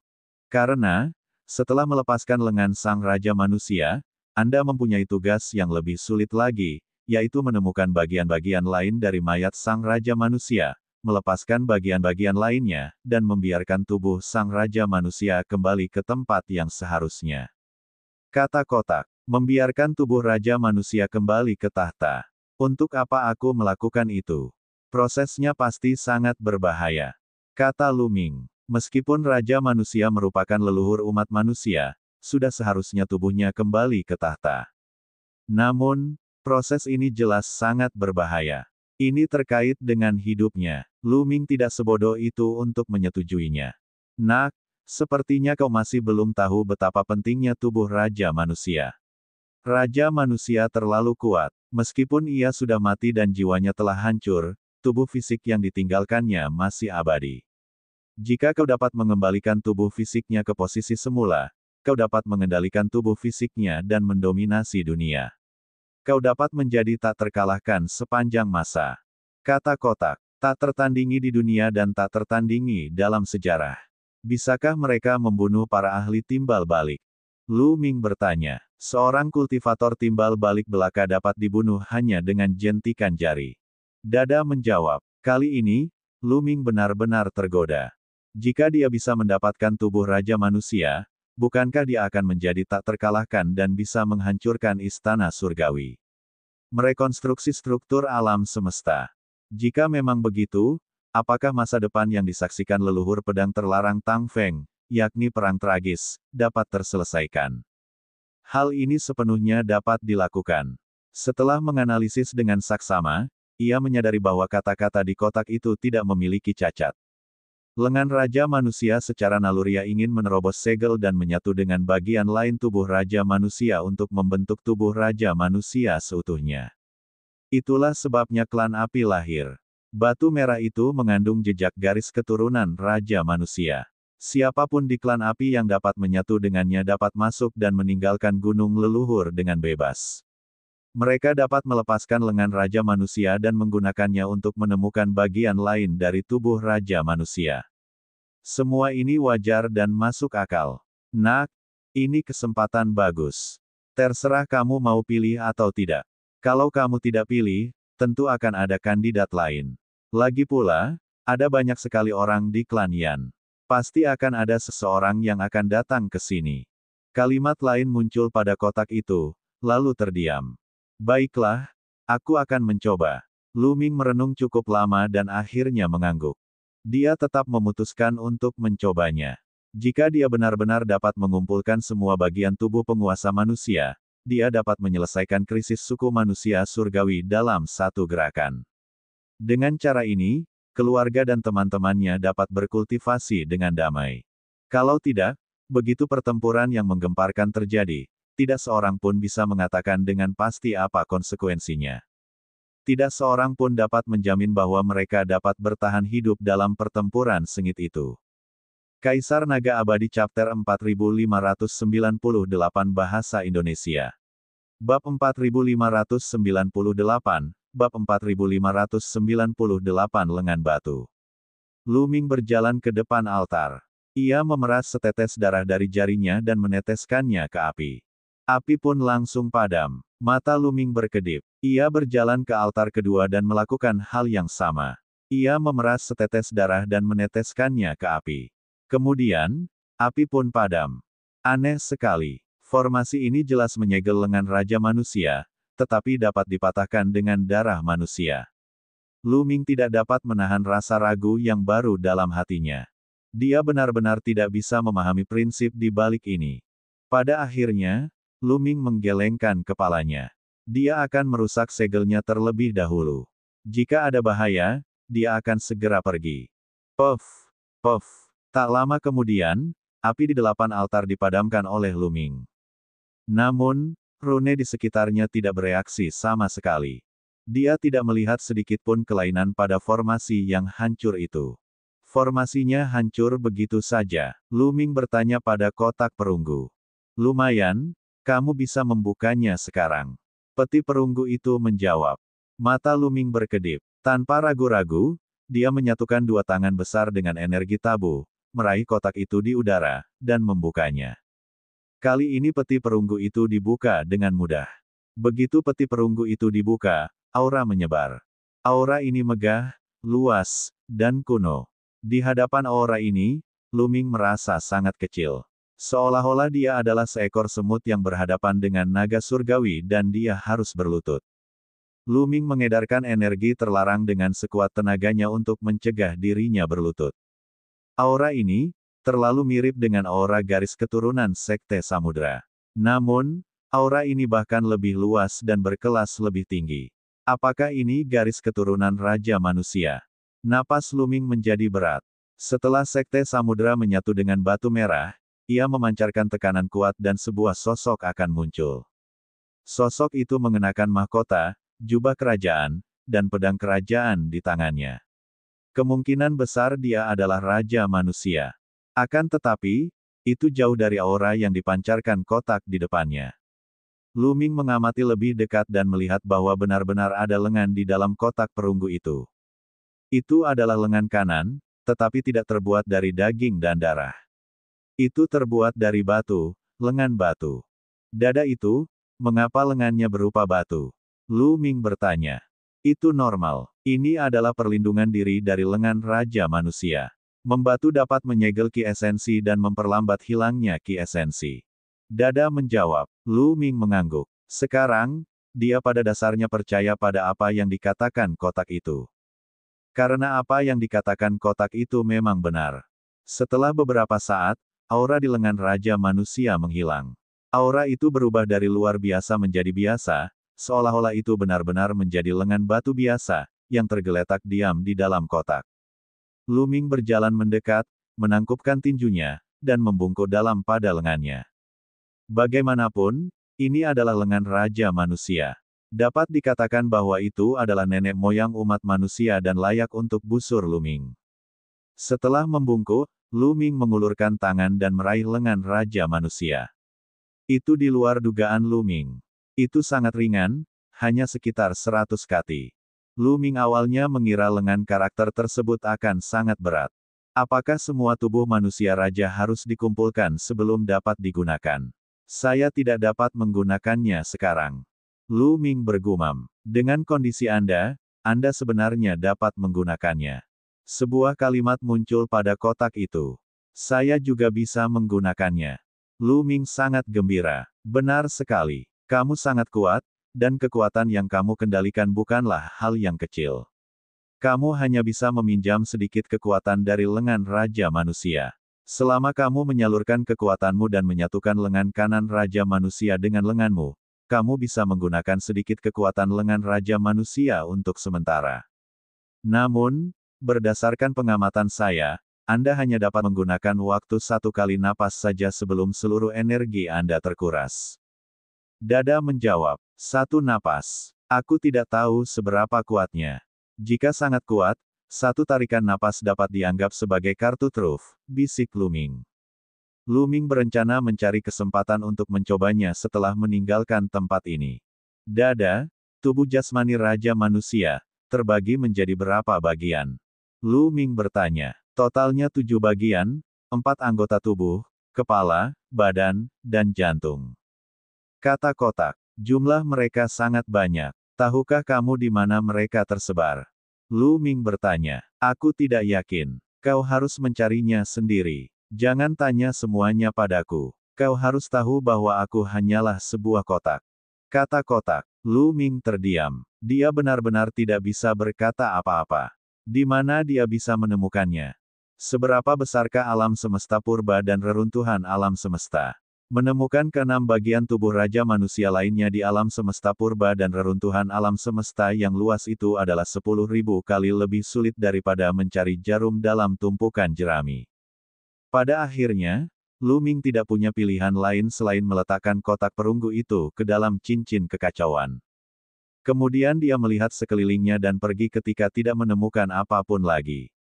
Sekte Samudra masih berada di kolam darah. Lu Ming menduga bahwa genangan darah itu berisi jejak darah dari lengan Raja Manusia. Ini jelas merupakan peluang besar bagi Sekte Laut. Lu Ming duduk bersila dan mengeluarkan kristal tandus itu untuk diserap dan dimurnikan. Ia menunggu sambil memurnikan kristal tandus itu. Sehari kemudian, cairan dalam kolam darah telah diserap sepenuhnya oleh Sekte Samudra. Aura Sekte Samudra terus meningkat, dan sekarang, aura itu benar-benar telah mencapai alam surgawi. Kecepatan ini sungguh mengejutkan. Ketika Lu Ming pertama kali bertemu dengan Sekte Laut, kultivasinya hanya di alam Kaisar Surgawi. Dia bahkan belum mencapai alam Dewa Kekosongan. Namun sekarang, dia sebenarnya telah mencapai alam Dewa Surgawi. Pada saat yang sama, di atas kepala Sekte Samudra, sosok yang mengenakan mahkota, jubah kerajaan, dan memegang pedang raja muncul lagi, memancarkan tekanan yang kuat. Kekuatan garis keturunan Sekte Samudra telah menjadi lebih kuat, dan potensi serta bakatnya juga telah meningkat pesat. Apakah ini garis keturunan Raja Manusia? Aku ingin tahu seberapa jauh kultivasi Sekte Samudra akan berkembang di masa depan. Haruskah aku menerimanya sebagai murid? Hati Lu Ming tergerak. Sejujurnya, Lu Ming sangat tergoda. Bakat dan potensi Sekte Laut saat ini benar-benar hebat. Prestasi mereka di masa depan tidak terbatas. Jika dia menerimanya sebagai murid, dia akan menjadi penolong yang hebat bagi Lu Ming di masa depan. Namun, Lu Ming benar-benar tidak punya waktu untuk mengajar mereka. Aku akan membawanya kembali terlebih dulu dan menyerahkannya ke kereta terbang senior untuk dilatih. Lu Ming merenung. Saudara Lu Ming. Sekte Lautan menarik kembali auranya dan datang ke sisi Lu Ming. Selamat, Sekte Laut. Kultivasimu telah meningkat 1 tingkat lagi. Sekarang, ayo berangkat. Kata Lu Ming. Baiklah. Sekte Laut mengangguk. Meskipun dia sedikit bingung mengapa dia tidak masuk ke gunung untuk melihatnya, dia sangat mengagumi Lu Ming dan akan melakukan apapun yang dikatakan Lu Ming. Jalan keluar berjalan mulus. Dengan Sekte Samudra yang memimpin jalan, mereka dengan mudah melewati jalur kehidupan gunung leluhur dan tiba di luar. Saudara Lu Ming, kemana Anda akan pergi selanjutnya? Hai Zong bertanya. Aku akan meninggalkan benua angkasa dan melakukan petualangan. Kata Lu Ming. Ekspresi Hai Zong berubah, lalu, apa yang harus kita lakukan jika suku manusia surgawi datang lagi? Kaisar Naga Abadi Chapter 4599 Bahasa Indonesia. Bab 4599, memindahkan seluruh benua. Lu Ming juga sedikit mengernyit. Ini juga yang dikhawatirkannya. Ayah Yeling Tianshu adalah seorang guru surgawi. Dewa langit itu pasti tahu bahwa pelindung langit Yeling berada di benua bintang. Sekarang setelah pelindung langit Yeling terbunuh, Dewa langit itu mungkin sudah tahu. Lagi pula, jika jiwa seseorang terikat pada suatu benda, benda itu akan dapat merasakan kematian orang tersebut dengan segera. Hal semacam ini sudah ada di dunia kecil. Misalnya, tablet kehidupan dan sejenisnya. Ketika seseorang meninggal, tablet kehidupan mereka akan hancur. Namun, benda semacam ini tergolong langka di alam semesta purba. Benda ini utamanya digunakan untuk membuat piring kehidupan dan sejenisnya, yang membutuhkan jejak kekuatan jiwa. Meskipun hanya sedikit saja sudah cukup, hal itu tetap akan memengaruhi jiwa seseorang, menyebabkannya menjadi tidak lengkap. Hal ini akan merugikan kultivasi seseorang. Oleh karena itu, di alam semesta purba, khususnya beberapa orang kesayangan surga yang berkuasa, mereka jarang melakukan hal ini untuk mengejar kesempurnaan. Akan tetapi, pihak lainnya adalah seorang bangsawan surgawi. Siapa yang tahu jika mereka punya cara lain untuk merasakan keselamatan sang pelindung surgawi? Jika pihak lain tahu tentang hal ini, mereka akan segera bergegas. Sekalipun dia tidak dapat merasakannya sekarang, cepat atau lambat dia akan menemukannya. Itu hanya masalah waktu. Begitu mereka menemukannya, di bawah amarah seorang pemuja surgawi, akan sulit bagi benua bintang untuk dilestarikan, dan akan sulit bagi klan api untuk bertahan hidup. Apa yang harus dia lakukan? Ini juga menjadi sakit kepala bagi Luming. Mengapa kau tidak menggunakan cincin kekacauan saja dan memindahkan seluruh benua langit bintang itu? Suara iblis tulang datang dari lautan kesadarannya. Bagaimana mungkin benua langit berbintang itu bisa disimpan ke dalam cincin kekacauan? Aku tidak memiliki kultivasi seperti itu. Luming berkata, dia sudah memikirkan cara ini sebelumnya. Cincin kekacauan itu memang cukup besar, dan area di dalamnya pasti lebih besar dari benua langit bintang. Itu lebih dari cukup untuk menampung seluruh benua bintang. Sangat mungkin untuk menyimpan benua langit bintang ke dalam cincin kekacauan dan membiarkannya melayang di atas cincin kekacauan. Hal ini dikarenakan Luming memiliki kendali penuh atas cincin kekacauan tersebut. Namun, dia tidak dapat melakukannya. Untuk menjaga seluruh benua langit bintang tetap berada dalam cincin kekacauan, dia akan membutuhkan kekuatan yang sangat besar untuk mengendalikan cincin kekacauan. Dengan kultivasinya saat ini, itu tidak cukup. Bahkan jika dia berhasil mencapai tingkat ketiga dewa-dewa, itu masih jauh dari cukup. Bukankah kau baru saja mendapatkan lengan Raja Manusia dan ingin menguji kekuatannya? Bukankah ini saat yang tepat untuk mencoba dan menggunakan kekuatan lengan Raja Manusia untuk mengendalikan cincin kekacauan dan melihat apakah kau dapat menyimpan benua langit bintang? Kata Bon. Luming bergumam pada dirinya sendiri. Benar saja, lengan Raja Manusia. Dia hampir saja mengenainya. Itu mungkin benar-benar berhasil. Luming memutuskan untuk mencobanya. Namun, masih ada beberapa pekerjaan persiapan yang harus dilakukan sebelum percobaan. Seketika, Luming dan Haizong kembali ke danau dalam dan jurang bawah. Luming menceritakan pikirannya kepada Nisentian. Alasan dia menceritakan hal ini pada Nisentian adalah agar Nisentian membantunya menenangkan mereka. Jika tidak, jika benua langit bintang itu tiba-tiba dibawa ke dalam cincin kekacauan, seluruh dunia akan berubah, dan klan Yan akan dilanda kekacauan. Ketika Nisentian dan yang lainnya mendengar ide Luming, mereka tercengang dan benar-benar tercengang. Ide ini terlalu gila. Seberapa luas benua bintang itu? Bagaimana mungkin dunia yang begitu besar itu bisa tersusun dalam sebuah cincin? Apakah itu mungkin? Untungnya, Luming yang mengatakannya. Jika orang lain mengatakannya, mereka mungkin akan langsung memandang rendah mereka. Ini, benarkah aku bisa? Nisentian masih ragu. Tidak peduli apapun, kita harus mencobanya. Jika tidak, ketika para ahli dari suku manusia surgawi tiba, klan api pasti akan musnah. Seluruh benua langit bintang mungkin tidak akan mampu bertahan hidup. Kata Luming. Baiklah, kalau begitu mari kita coba. Senior Luming, lakukan saja. Serahkan masalah menenangkan orang-orang kepada kami. Dao surgawi yang menentang dewa. Lu Ming tidak menunda lebih lama lagi. Ia melesat ke angkasa dan melesat ke angkasa di atas benua langit berbintang.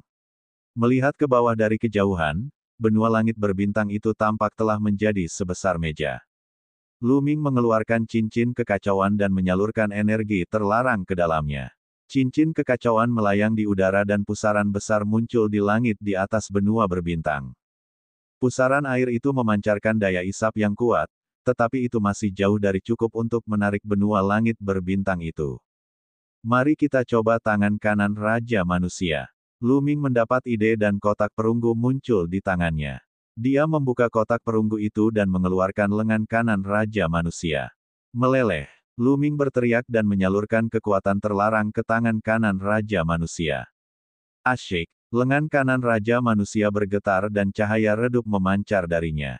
Kemudian berubah menjadi sinar cahaya dan menyatu ke lengan kanan Lu Ming. Orang dapat melihat bahwa tangan kanan Lu Ming dan tangan kanan Raja Manusia saling tumpang tindih. Pada saat ini, Lu Ming merasakan suatu kekuatan dahsyat menyebar dari lengan kanannya ke seluruh tubuhnya. Terutama lengan kanannya, bahkan lebih kuat. Lu Ming merasa bahwa ia dapat menghancurkan benua langit berbintang dengan satu pukulan.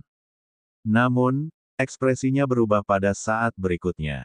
Dia bisa merasakan semua kekuatan terlarang di tubuhnya mengalir ke lengan kanannya.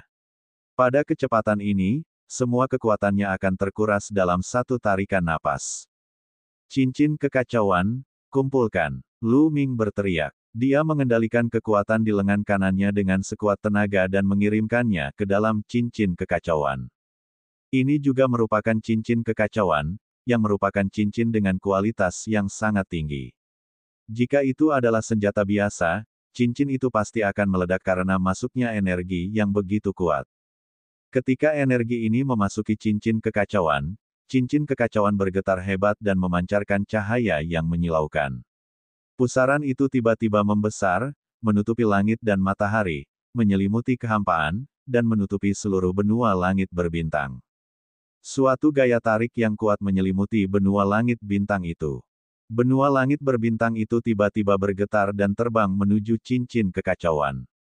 Benua itu dengan cepat menyusut dan akhirnya terbang ke dalam cincin kekacauan dan menghilang. Itu sukses. Lu Ming sangat gembira. Dia segera mengambil tangan kanan Raja Manusia dan memasukkannya ke dalam kotak perunggu. Lu Ming terengah-engah. Hanya dalam waktu singkat, 90% kekuatannya telah terkuras oleh tangan kanan Raja Manusia. Peti perunggu itu mengatakan bahwa dengan kultivasinya, dia dapat mengendalikan lengan kanan Raja Manusia untuk bertahan selama satu napas tambahan. Tampaknya itu benar. Dan EBSCP, dia saat itu berada dalam kondisi yang sangat buruk, dan keberadaan dewa penguasa manapun dapat merenggut nyawanya. Tentu saja, dia masih memiliki Qiu-Qiu untuk melindunginya. Tidak ada waktu untuk memulihkan kultivasinya sekarang. Lu Ming memadatkan indera spiritualnya di dalam cincin kekacauan. Benua langit berbintang itu mengambang di langit.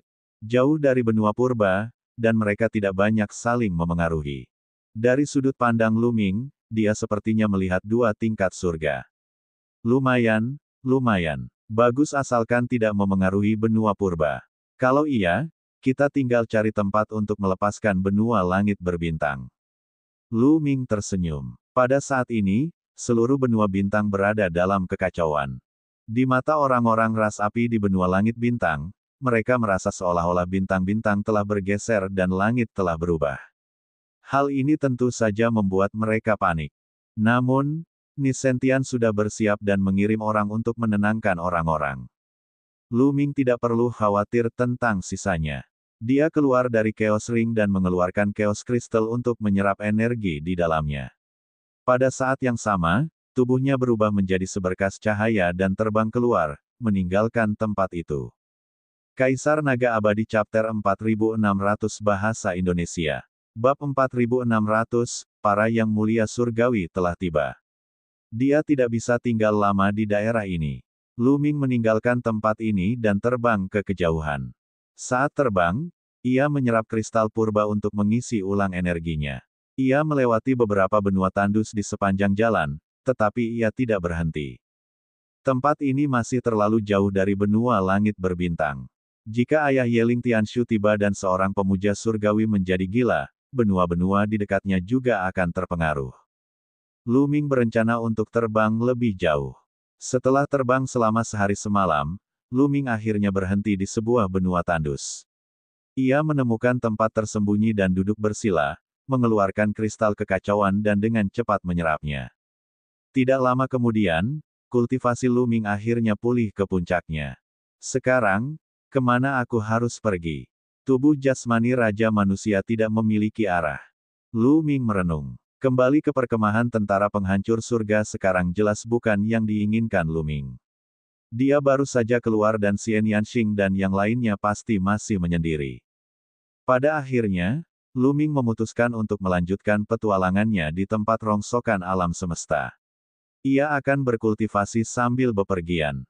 Setelah perjalanan ke benua langit bintang, Lu Ming semakin yakin bahwa tingkat kultivasinya hanya dapat terus meningkat dengan terus mengambil risiko dan bepergian.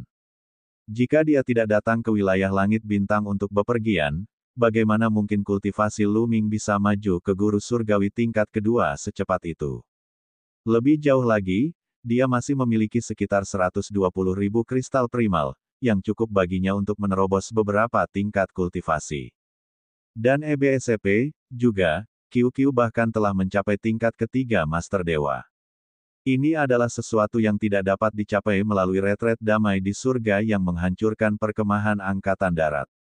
Menurut masa depan yang dilihat oleh leluhur pedang terlarang Tang Feng, akan ada pertempuran yang mengguncang bumi dalam waktu dekat.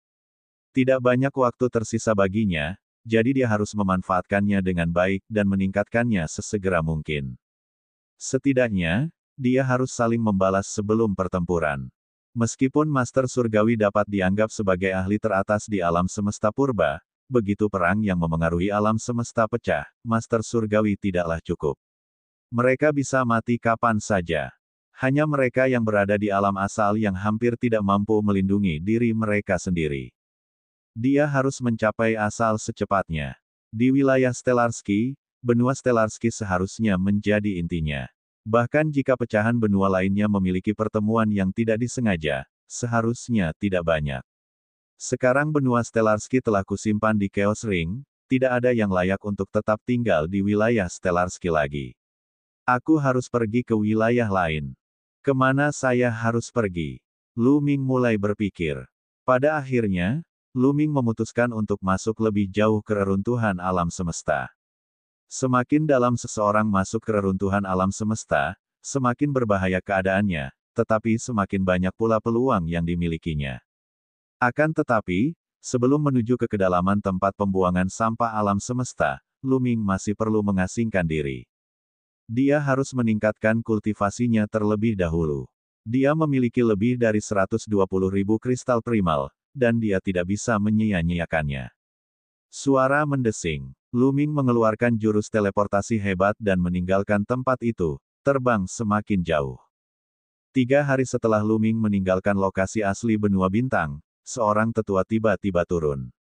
Ini adalah seorang kultivator manusia surgawi dengan rambut putih dan janggut putih. Namun, auranya sedalam lautan, dan dia sangat menakutkan. Tianshu, sialan, siapa yang membunuhmu? Orang tua itu berteriak. Kinya yang mengerikan menyebar, merobek kekosongan dan menyebar ke kejauhan. Pemandangan itu sangat mengejutkan. Orang tua itu sedang meneriaki ayah Tianshu, seorang guru surgawi yang sangat kuat. Dulu ada benua di sini, tapi sekarang sudah tidak ada lagi. Tidak ada yang punya kekuatan untuk melakukannya kecuali mereka yang memiliki rasa saling menghormati. Namun, di alam manapun kamu berada, kamu tidak akan bisa melarikan diri setelah membunuh anakku. Kamu harus mati. Aku pasti akan mencari tahu siapa yang membunuh anakku. Orang tua itu meraung, suaranya dipenuhi niat membunuh yang dingin. Kemudian, ia duduk bersila dan tubuhnya bersinar seolah-olah ia telah menyatu dengan kehampaan. Seolah-olah tubuhnya adalah kehampaan itu sendiri dan tidak ada apapun dalam kehampaan itu yang dapat luput dari indranya. Perasaan ini berlangsung selama 7 hari. 7 hari kemudian, lelaki tua itu tiba-tiba membuka matanya. Cahaya di matanya seperti dua pedang tajam yang menembus kehampaan dan menembus dua lubang di benua terpencil di kejauhan. Energi terlarang. Belum lama ini, energi terlarang muncul di benua langit berbintang. Siapa itu? Tang Feng atau kereta terbang? Tidak, energi terlarang itu sangat lemah.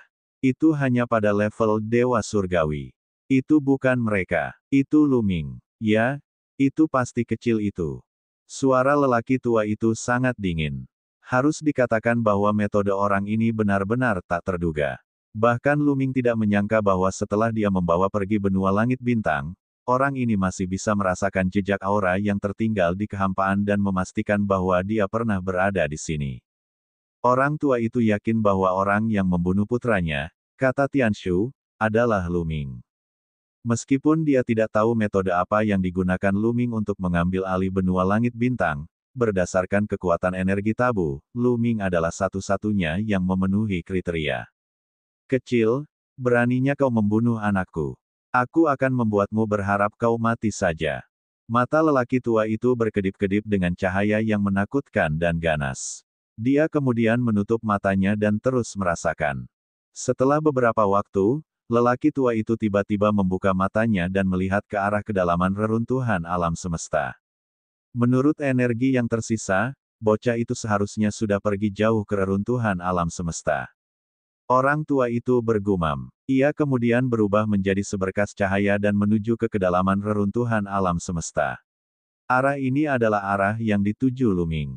Tidak lama kemudian, lelaki tua itu tiba di sebidang tanah tempat Lu Ming menghentikan pemulihannya. Mungkinkah dia bersembunyi di sini? Kecil, keluarlah dari sini. Orang tua itu berteriak saat dia berdiri di langit di atas benua. Dia melihat ke bawah dan memukul dengan telapak tangannya. Seketika, kekuatan hukuman dewa meletus, dan petir tak berujung jatuh dari telapak tangan lelaki tua itu, meliputi seluruh benua. Ledakan, ledakan, ledakan. Terjadi ledakan dahsyat di seluruh benua. Pada akhirnya, benua itu meledak dan berubah menjadi benua-benua yang lebih kecil. Tidak ada seorang pun. Mungkinkah dia sudah pergi? Orang tua itu mengerutkan kening dan terus duduk bersila, menjelajah. Setelah beberapa saat, lelaki tua itu membuka matanya dan berkata dengan dingin, "Kau sudah pergi." Bocah, kemanapun kau lari, aku akan menyusulmu." Dengan itu, sesepuh itu berubah menjadi seberkas cahaya dan mengejar ke kedalaman reruntuhan alam semesta. Setelah beberapa saat, dia meninggalkan wilayah bintang surgawi dan memasuki kehampaan yang tak terbatas. Akan tetapi, setelah mengejar suatu jarak dalam kehampaan, dia tiba-tiba berhenti. Ini karena aura Lu Ming telah terputus di sini. Sial, apa yang terjadi? Kenapa auranya menghilang tanpa jejak di sini? Apa yang terjadi? Apakah anak itu menghadapi badai kosmik? Orang tua itu menggeram. Faktanya, tebakannya benar. Lu Ming benar-benar menghadapi badai kosmik. Sebelumnya, dia telah meninggalkan wilayah bintang langit dan berencana untuk pergi ke wilayah lain. Setelah itu, dia akan mencari tempat untuk berkultivasi dengan tenang dalam pengasingan untuk beberapa waktu. Ayah Yeling Tianshu adalah seorang yang sangat dihormati di surga. Bagi Lu Ming, seorang yang sangat dihormati di surga tidak dapat dipahami dan sulit dipahami. Demi keselamatan, yang terbaik adalah menjauh sejauh mungkin dari wilayah bintang surga.